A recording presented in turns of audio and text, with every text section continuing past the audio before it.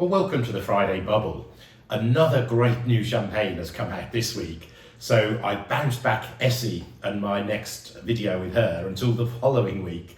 So coming next week is Louis Roederer. Today though, we've got Charles Heidsieck, Blanc de Millenaires, and can you believe the vintage? It's a brand new release, 1996. It's not even a late second release. So lots of things to talk about today, because obviously Blanc de Millenaires 1995, many of you may well remember, the winemaker, Daniel Thibault, believed so strongly in the vintage that he ignored his bosses and made at least twice as much as he was asked to make.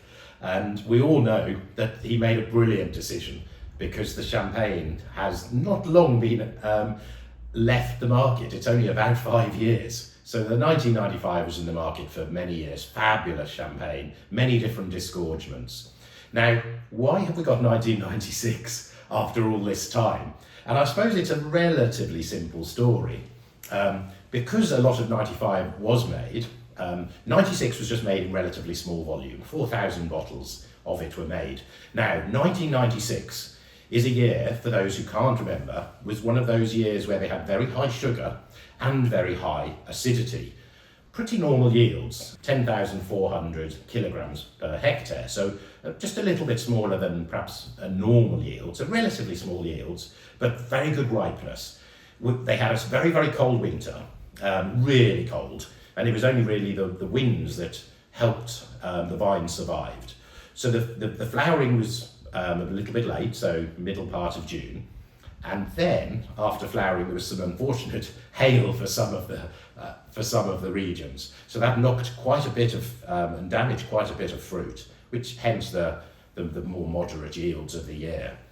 But there was then some moisture issues, so there was a little bit of rot around. But then it dried up July, September.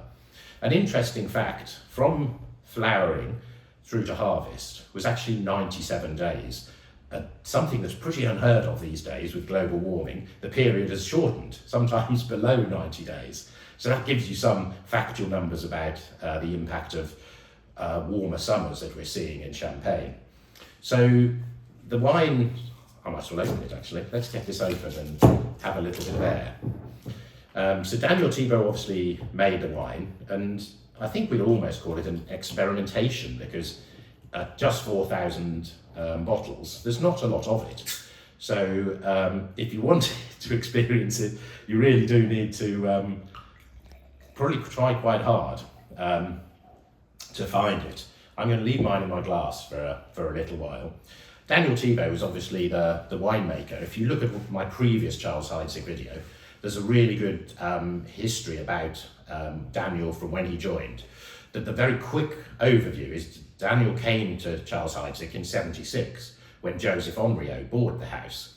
Joseph Henriot owned it for about 10 years, and he appointed Daniel Thibault right from the beginning. Daniel was obviously the one that created Champagne Charlie. He created Blanc de Millenaires, the first one being '83, and he was obviously fundamental in creating the Mise en Cave concept as well. I had a little look at the champagne yesterday, very, very quickly, so I'm quite pleased to be able to take my time today.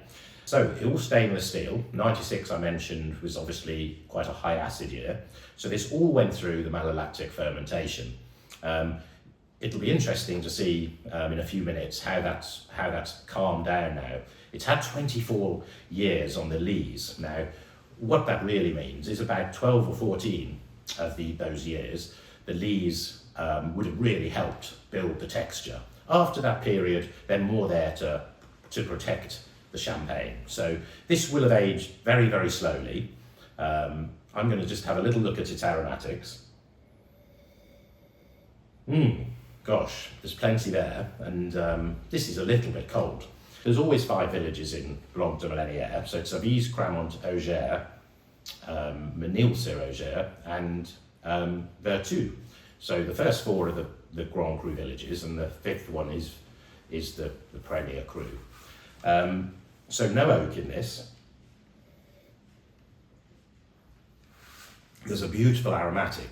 At the moment, I'm getting more of the very much the dried fruits. It's got that beautiful, I was going to say bitter orange, not that you can smell bitter orange, but it's got a really beautiful orangey characteristic. And then some really lovely dried fruits in here, like there's really perfumed, there's a bit of lychee in here, there's some really beautiful like dried lemon, and it's almost like if you know when you've left the grass out to dry in the garden, you've got some beautiful dried grass characteristics. It's very perfumed. In fact, it's even bigger and bolder than the bottle I had yesterday. You can see quite nice colour, but we'd expect that for its age now.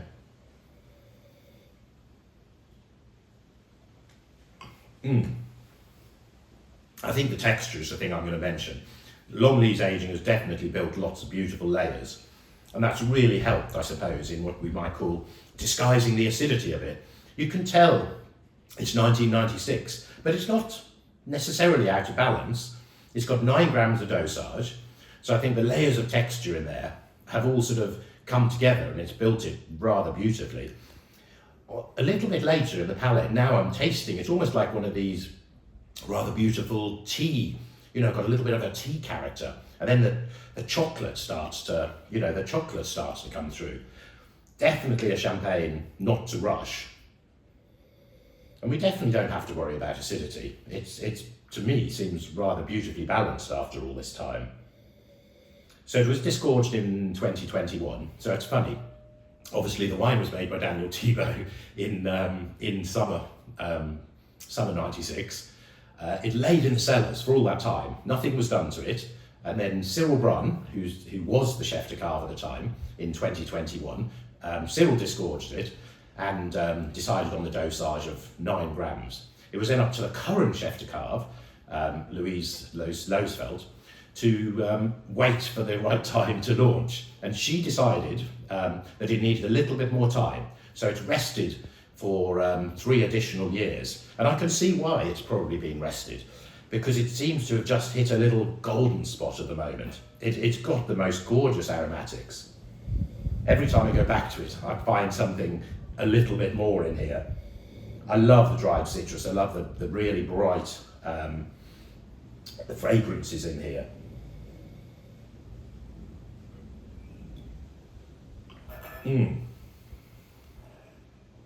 That bitter orange is so beautiful on the finish of this. A little bit of the chalkiness is coming through, but really because there's so much other flavour, if it was a young Blanc de Blanc, you'd see all the kind of chalk influence from the vineyards. You don't see it as much. Dried fruit galore. I'm really enjoying this. So I thought I'd try also giving it a bit more volume, because it is still relatively, I shouldn't say youthful, but I feel that it might benefit from a little bit more space. It's quite cold today, so this always helps. Blanc de Blanc definitely benefits. This is the layman synergy glass, and I think for Blanc de Blanc it's often rather brilliant. Oh, now it has done what I've wondered. It's really amplified those aromatics. I'm suddenly now picking things up like, it's almost like walking through a rose garden in the summer, where you're getting some of those really fragrant roses. There's a touch of Turkish delight in here, which is rather beautiful. How does it affect the palate? The palate is so soft, round and lush, and then there's a little vibrancy coming from the acidity. Today, I'm definitely not troubled by what some people worry about in 96s, which is very bright acidity. Beautiful. I think it is showing slightly better in this bigger synergy glass, so always have an experiment with glassware. So the wine is on the website now. I scored it 19. Having tasted this one again, my second taste, I'm inclined to maybe give it at least a plus. I think it's showing so well. And I think it's also worth saying that there's absolutely no rush to be drinking it. It's rather beautiful at this stage. And it is really, really opening up. So I hope if you're a Blanc de Millenaires fan, that you get a chance to buy and enjoy a bottle. I'm not sure about sharing it though. But anyway, happy Friday everybody, and I'll see you next week.